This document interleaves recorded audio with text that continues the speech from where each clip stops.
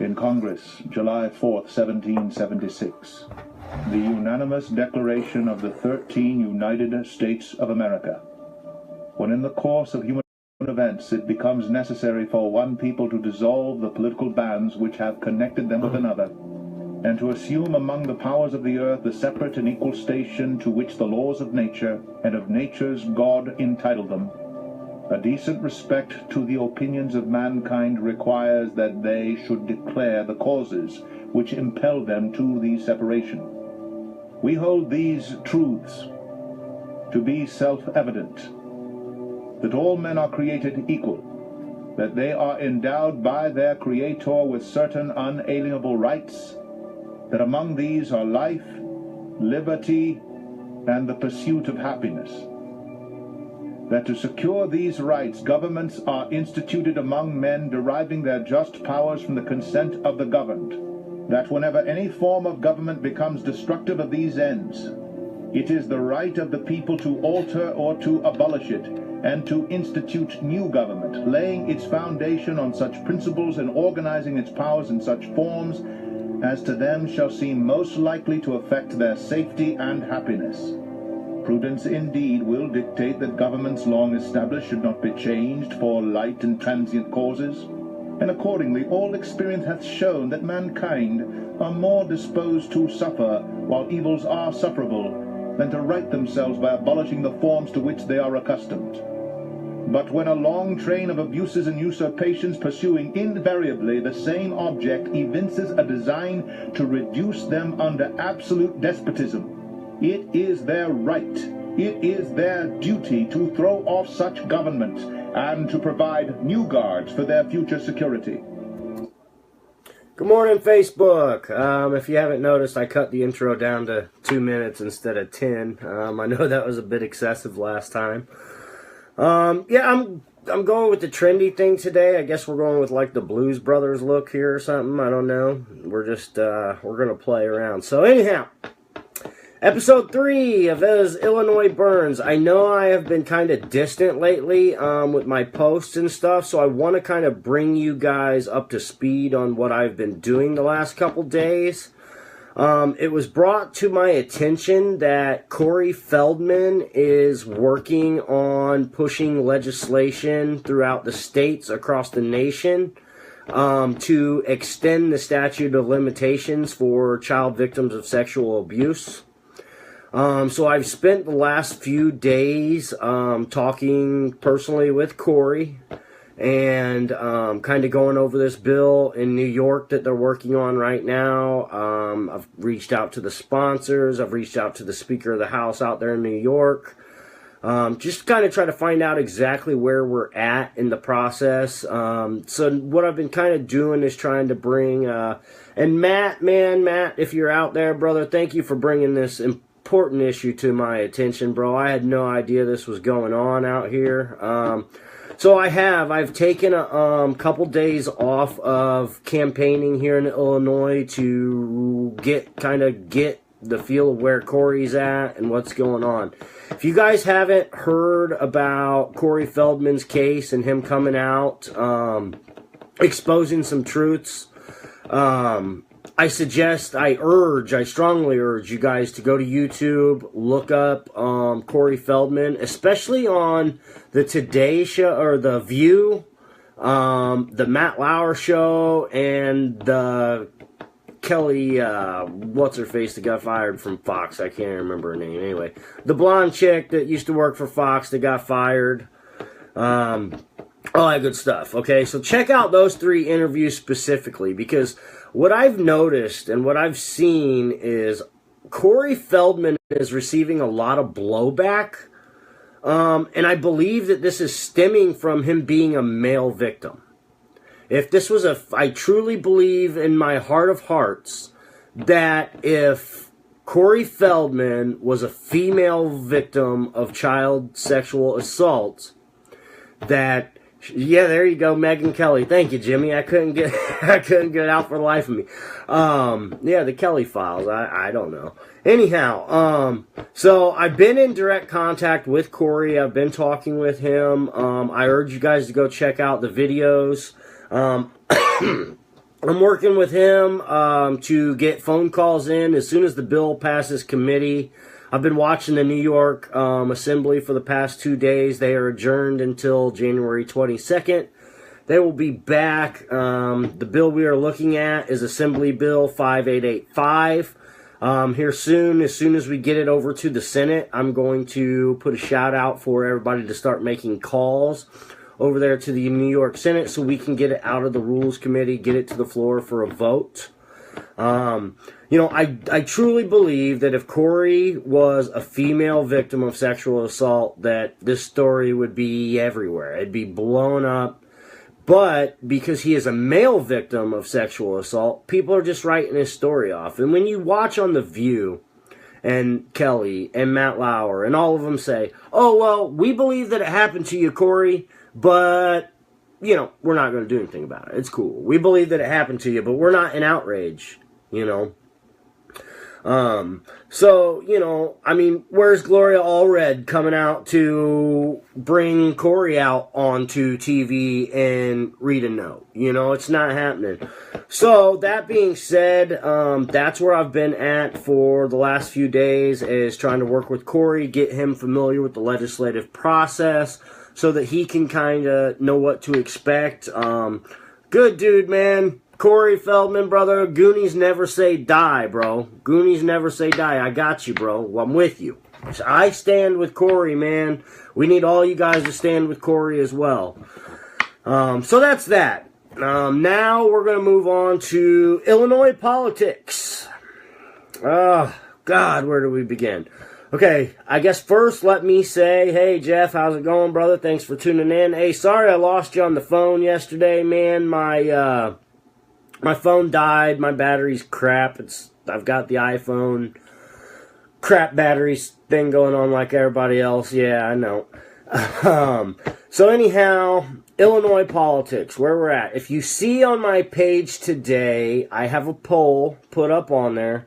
Do you support recreational legalization for recreational use of marijuana? I'm not directing this specifically to Illinois. I want you guys to share that all over the place. Let's get people's opinion. We've got 6 more days for that poll to go. Right now, the supporters of that thing is they're blowing the opposition away on that poll. So, I think that it's, I'm finding that the support for legalization of marijuana, and just like they did in the ballot measure a couple years ago, it's overwhelmingly yes. Okay, so, where do I stand on legalization of marijuana? Okay, here's my opinion. It's coming regardless of what we want to say about it. It's going to happen, okay? So, if it does, and I believe the Republicans are doing themselves a huge disservice by drawing a hard line in the sand and not wanting to take part in these negotiations with the Democrats. Jason Barrickman, actually, Senator Barrickman said it very well. He said, look, this is coming regardless of what we do. So we can either sit on the sidelines or we can be part of the discussion. Okay, I am against legalization. I am against legalization because with legalization comes regulation. It comes government sticking their hands in the pot and pulling out the money for their own pockets. You all know damn good and well as I do. If we legalize marijuana, what it's going to turn into is it's going to look just like the tobacco industry. It's going to be a huge corporation. And what really gets me is we got all these lefties out here, these Bernie bros, all these people that are anti-capitalist, but they support legalization of marijuana. I don't understand. I don't think they realize that with legalization comes corporatization. So those capitalist corporations that you hate so much, you want to give them control over the marijuana industry? It's pretty hypocritical to me, man. Listen, I'm a reasonable guy. We can come together in the middle and we can start talking about this. Me personally, I oppose legalization, but it's coming. If we legalize marijuana here in Illinois, those funds need to go. Every tax dollar that comes off of the legalization of marijuana needs to go towards our pension debt. It needs to go to pay our pension debt. That's my opinion. We need to, if we're going to bring in the additional revenue, and just like the land casinos, if we're going to do this, we need to take that extra revenue that comes in and we need to start paying off our pension obligations. If we're not going to pay off the pension obligations and we are just going to find new programs, create new spending to spend all this new tax money on, I'm going to vote against it. Tax the hell out of it and fund the wall. Hey, that's not a bad one, Jason Holland. Jason, actually, I thought a really good one I thought was, and I can't remember who brought it up, it might have been Paul Ryan maybe even actually, that said it, that, hey, what if we took all the drug money and everything that we seized from the cartels and we used that money to build the wall? Let's do it. Let's go.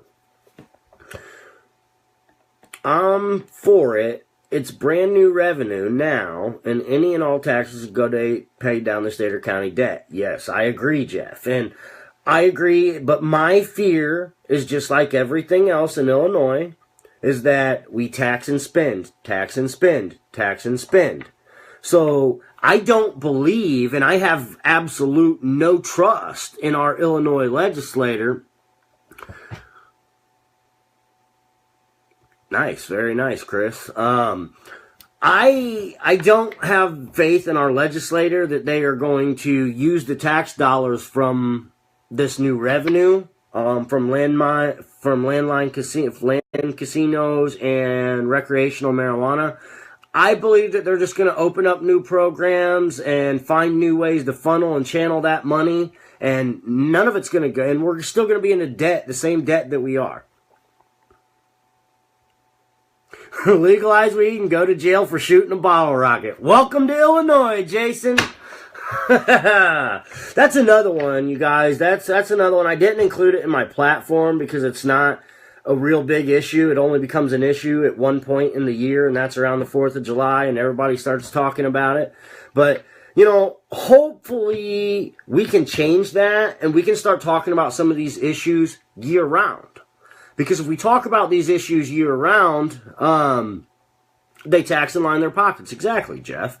And that's what I'm afraid of, you guys. What I want to see, what I support, is full decriminalization. This is what I want to see. I want to see every statute and code and anywhere in our statutes that regulates marijuana, creates a penalty for marijuana, any of that, I want to see it all eliminated. Now, I hear a lot of people say, oh, well, when you get decriminalization, you still have fines and penalties, blah, blah, blah, blah, blah. That's not decriminalization. That is decriminalization. So, like what they just did, where they made it to where you could carry a half ounce on you and it was just a ticket. Ronner took it down to 7 grams and made it a quarter ounce. That's not decriminalization, you guys. That's not decriminalization. Decriminalization means we remove everything from the books. And we are allowed, if we feel the need, to grow pot in our gardens just like we grow tomatoes and cucumbers and asparagus and everything else. Okay, I think I'm back. I hope it didn't interrupt too much. Yeah, Big Brother did shut me down for a second. It's actually Comcast that shut me down. Dude, my internet is horrible in this house. Comcast internet is horrible, horrible, horrible. So back to what I was saying, decriminalization. I support full decriminalization. Not lessening the penalties, not saying, oh, well, you can carry up to this much, or you can grow this many plants. That's still regulation. I disagree with regulation. I want full decriminalization. Anywhere in the statutes that marijuana is mentioned as yeah, dude, I wish there was an alternative. I could get AT&T, but the only thing they offer here in my service is dial-up, and we can't go to dial-up.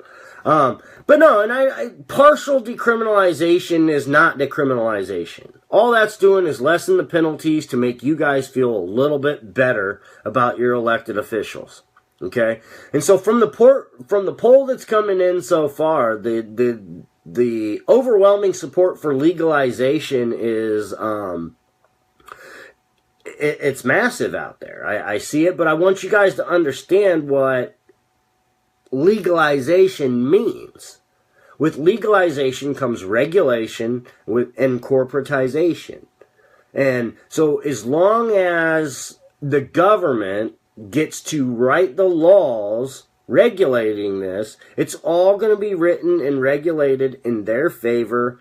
You're not going to just be able to go out and open up a pot shop like you think. There's going to have to be permits and all this stuff that you're going to have to go out and you're going to get approved for. And if you're not part of the good old boy club, you're not getting approved. So you guys think about it really hard when, and there's going to be another poll coming up here in another week on decriminalization. But I want you guys to think really, really hard about that legalization, because legalization, we should absolutely decriminalize weed and criminalize Illinois politics. Now, you know what I really want to see happen, though, Jimmy? Let's do it. Let's legalize it. Let's legalize it completely across the board, and then I would love to see Jeff Sessions and the feds come in here and kick in the door of the state capitol building and take every single one of them crooks out in cuffs. That would be the best. So, I do not support legalization. I support decriminalization, full decriminalization, not just lessening of the penalties. And that is where people want to put out the information. You go read articles on decriminalization, they're like, oh, it's just lessening the penalties, blah, blah, blah, blah, blah. No, full and complete decriminalization means that we completely decriminalize the plant. You can grow it in your garden just like your tomatoes and everything else, okay? So that's where I stand on that. Next, we're going to get into a little bit of discussion about policy questions and public opinion and my opponents in the 99th. And I don't know if you guys saw it earlier, but I shared an article from the Springfield Daily. I shared their candidates page. Please go take a look at that. It's on my timeline there. I'm the only candidate in the 99th that answered those questions. There's a question on there, right to work, legalization of marijuana, do I believe in public funding for charter schools, and there was another one on there, can't really remember what it was, but my answers are all on there. Nobody else in the 99th has answered these questions. And I believe here's why. Because once they write that, all right, Jason, man, thanks for tuning in, brother. I'll catch up to you. So anyway, so once, I believe that they're not answering those questions because they want to be able to stand there and sway whichever way they need to sway on it. And if they write an answer down publicly on the record, they're being held to that answer. Well, go read my answers. My answers are answers that I will be held to all day long. I'm not scared, you guys. I don't have a political agenda. My only political agenda here is to take the power from the kingsmakers, take the keys to the republic, and restore it to its rightful owners, which is you guys. We the people. Once I become an elected official, once I win this campaign and I become an elected official, I am no longer we the people. Okay? So I want you guys to understand what that means. I am giving up my right to be we the people. I'm giving up my power to be the people, to be a servant for you guys. Let that sink in for a minute, man. Because listen, it's not that I want to stand up and I want to be a state representative, but I will not sit by idle while the parties choose our candidates for us in a primary election. Primary elections have become party elections. The party bosses believe that it is their job to choose these candidates and then threaten all these other candidates to get out of the race. Like with me, they told me I'm committing the cardinal sin, they're going to bury me, blah, blah, blah, blah, blah. Well, that's fine. If you want to come bury me, come bury me. But I'm going to tell you something. When it comes to my family, they're off limits. You got a problem with me?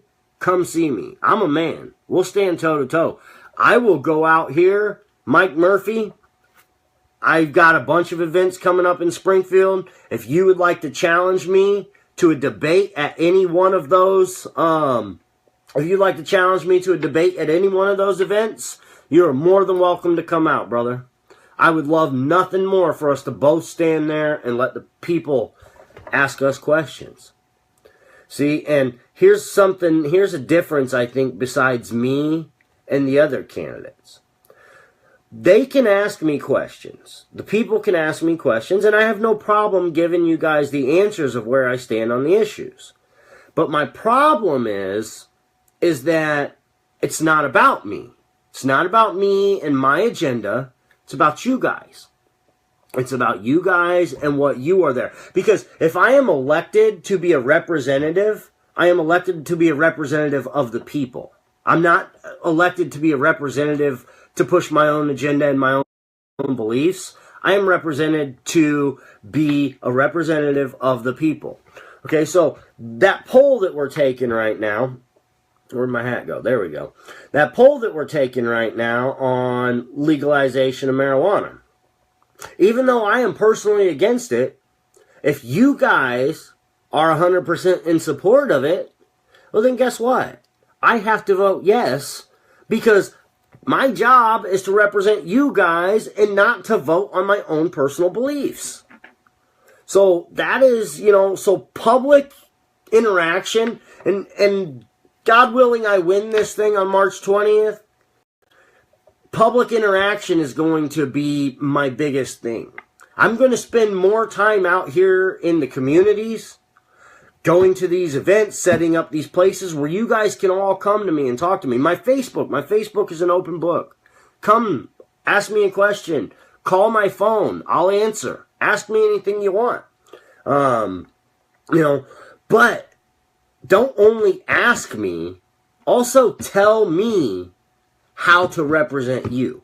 Because my job, again, as a state representative, is to represent the people that I am elected to represent, not to push my own agendas.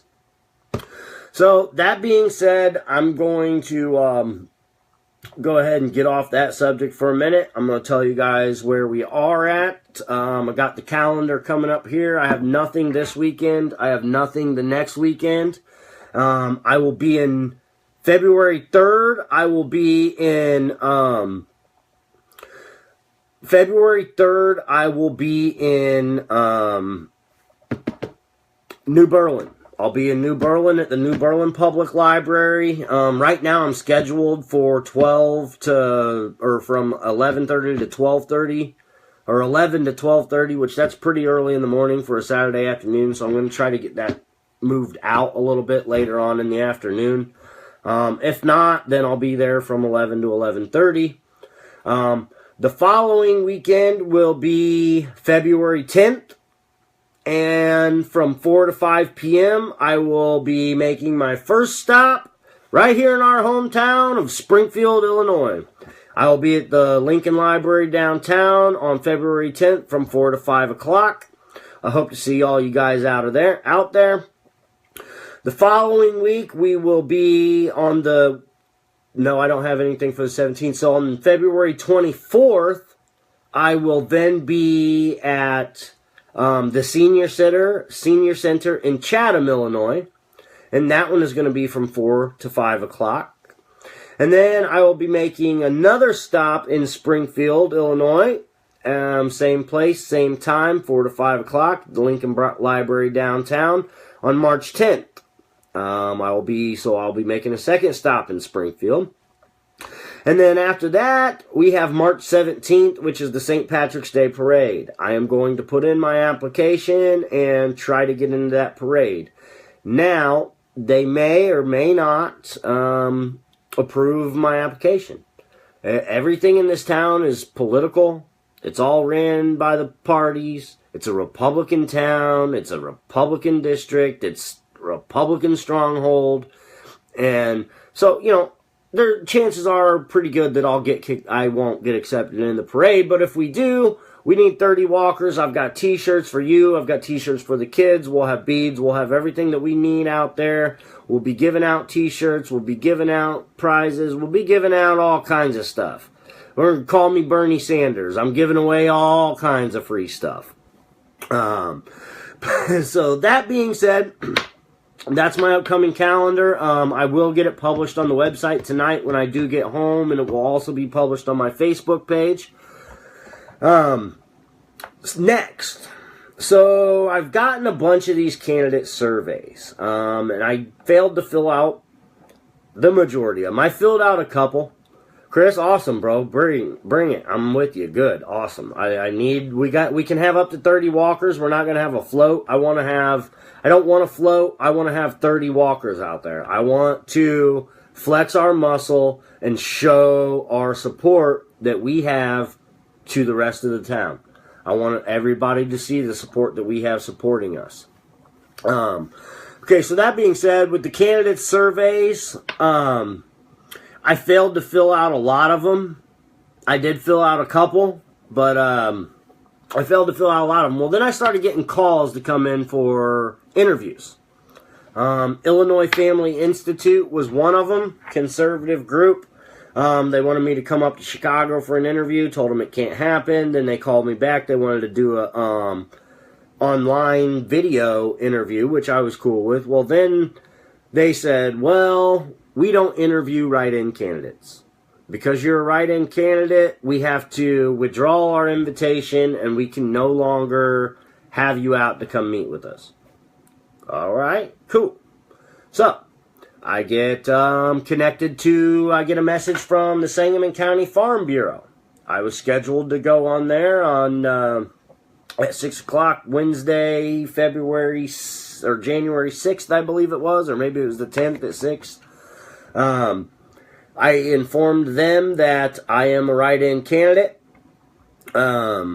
So he got back to me and said, yep, sorry, we can't interview you because you are a write-in candidate. We only interview candidates that are on the ballot. That's fine and dandy, okay? I have no problem with their policies, but here is the problem that you guys should have with their policies. They're going to come out and they're going to give an endorsement to a candidate in my race, which there's only me and one other guy in this primary. So they're going to give out primary endorsements, but they haven't interviewed both candidates. They've only interviewed one. So they're going to endorse someone without interviewing both candidates in the race. So even if my views and my philosophies were a better fit for those organizations than my opponents, it does not matter because there will be no endorsement because there was no interview because I'm a write-in candidate.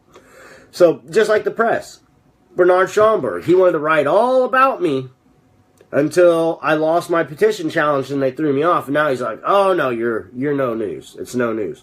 But Avery Bourne, their little state representative, and Aaron DeGraat, their little party insider from Chicago, getting engaged, that was news. The newspaper felt that they needed to write about that engagement, but yet they don't want to write anything about a write-in candidate. It's biased, you guys. It's media control. It's ridiculous. It's everything you hear Trump sit there and blast out. It's true, man. It's happening. And people, say, oh, God, you supported Trump. I can't support you, blah, blah, blah. I am unapologetically Trump.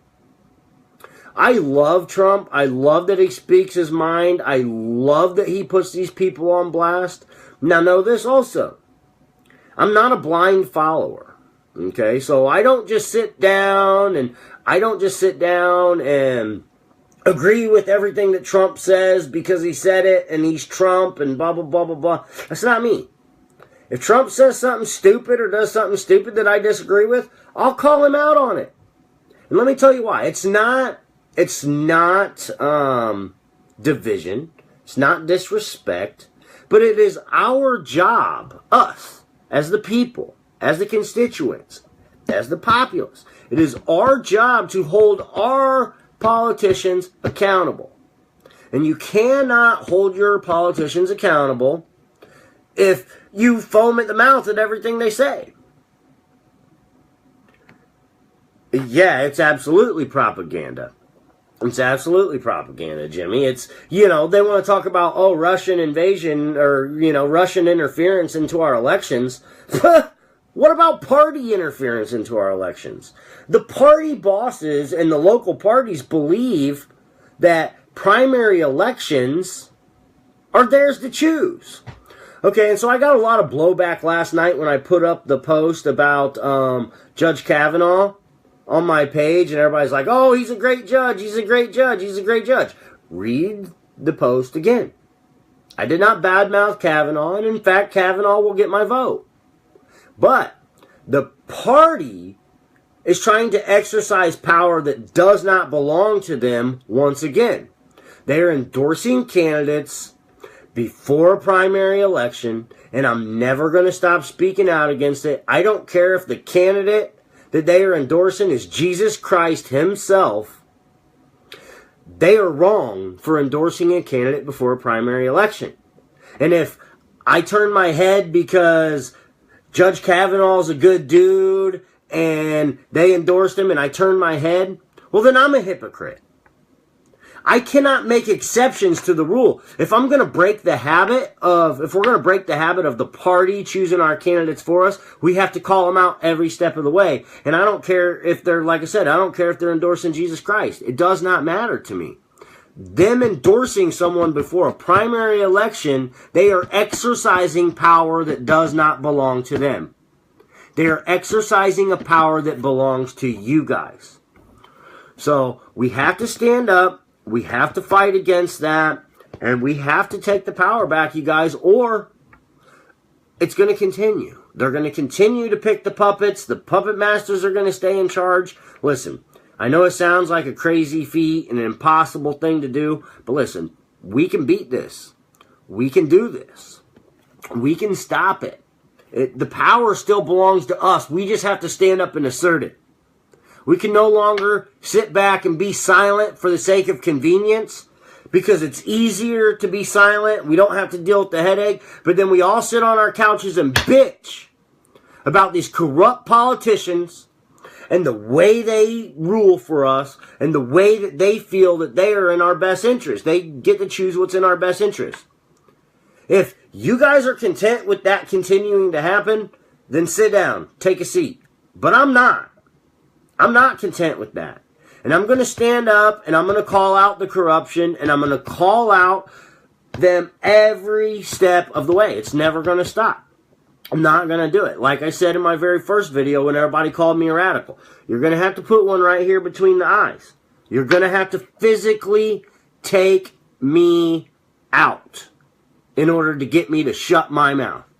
Shutting my mouth is not something that I do. Ask my mother. Ask my wife. I don't shut my mouth. My mouth keeps going and going and going. And you want to know what the thing that gets me in trouble the most with about my mouth? Is that we live in a society now that is so dumbed down that they cannot handle brutal honesty.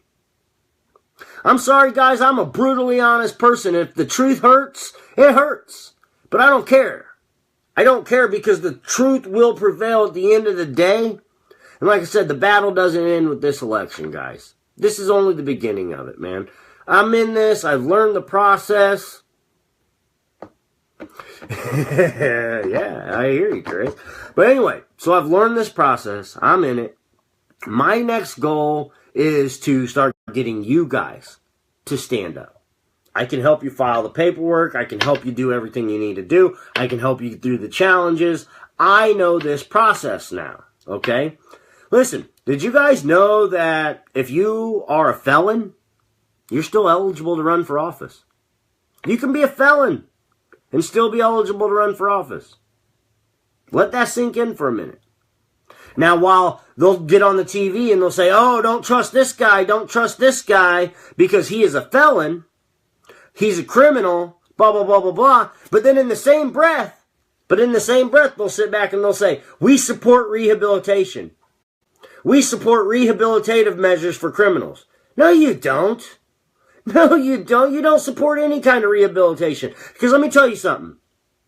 A felon that gets out of prison, they've paid their debt to society. They have paid their debt to society. They are again one of us. They have every right to run for elected office. Yeah, sure, you're going to spend your millions of dollars and you're going to put hit pieces out on them. But listen, guys, here's something that you guys all take to bed with you, man. Our past does not define us. Our past creates us to be the people that we are. We learn from our mistakes so that next time we come to that fork in the road, we take the right path instead of the left. That's what it's all about, man. That's trials and tribulations. You know, and whether you're spiritual or not, those words have already been written. It's what it's about. It's about trials and tribulations. You learn this time. You learn from your mistakes this time. And next time you come back and you're in that same position, you don't make the same mistakes that you made last time. Mistakes, like our enemies, are the best teachers. And that is words of wisdom that I heard a long time ago from a chef when I was working as a dishwasher back at the Cracker Barrel here in Springfield, Illinois. That's been over a decade ago. Words of wisdom that really stuck with me. So that's where we're at. I'm going to put up the schedule on the website. That will be up. So I hope that all you guys in the Springfield area, man, can at least show up to the library, man. Put it on your schedules, you guys. Come out. Show me some love. Show me support, man. I'm being ridiculed. I'm being persecuted. I need you guys. I know you guys all support me. But I need you guys to be out there in presence. I need boots on the ground. I need you guys to show up to these events. We need to show these guys that we, as a people, are standing as one. I don't care if you're a Republican, an independent, a Democrat. I am going to be elected to represent all of you. Just because I am a Republican does not mean that, oh, I'm only going to represent the Republicans in my district. You have to represent all of the people in your district.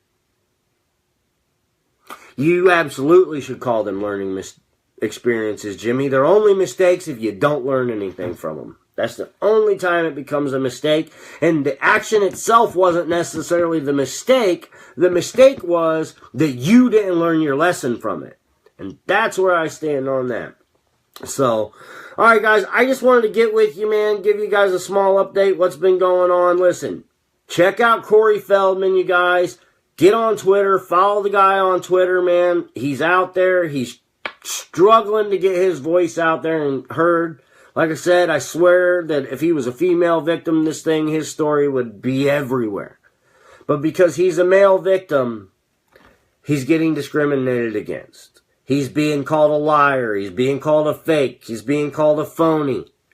I don't know too many people, especially males, that are willing to step forward and say that they were molested by another male publicly for attention. That's pretty messed up.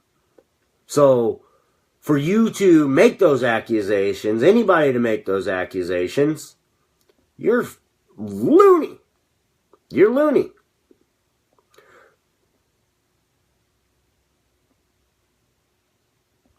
Amen, Stephanie. That is right. Life is a constant session, and if you don't gain wisdom in life, you're not living it. That's right. And so, you know, I mean, I coming from where I came from in a poor house, growing up in poverty, you know, I didn't pay attention in school. I was voted least likely to succeed. But everything that I've learned about the political process and the father's rights process and the legislative process, man, I've done all that sitting at my computer studying this stuff. You know, I'm a lawyer without a license to practice because I've studied this stuff. And when I went into the Board of Elections and I argued that election law, and I only had 3 days to get all that put together, submit my evidence and all that stuff, when I got up at the end of the day and John Fogerty shook my hand and he said, "A job well done, dude, that was very impressive," that means a lot. You know, coming from one of the best electional law attorneys in the state of Illinois, telling you that you as a pro se guy coming into this thing, doing it the very first time, did an excellent job, man, that's a confidence booster, man. That lets me know right then and there that I'm on it. If I would have had more time to study that stuff, I would have won. I would have been on the ballot. I have 100% complete confidence in that. But it was a process that I did not know what I was getting myself into. That's right, people over politics, Stephen, amen, brother. So, all right, man, I'm going to get off here, guys. I'm just kind of rambling now. So, I love you guys. God bless you all, man. Remember, write in Stephen Westerfield, March 20th, 2018, state representative in the 99th district, okay? And I promise I'm going to start getting more consistent with these videos. I'm going to try for Wednesday mornings at 10 a.m. We'll go midweek, 10 a.m., Wednesday mornings. If something happens to where I get called into work or something comes up, the kids are home from school, whatever, I will try to let you guys know. Sorry, I had a phone call coming in. I'll try to let you guys know. I do have my license to ill, Jimmy. Look at me. Come on, brother. It's the ill communication, bro. All right, guys. I love you, man. Remember, write in Stephen Westerfield, March 20th, 2018 for the state representative of the 99th district. I love you guys. God bless. Deuces.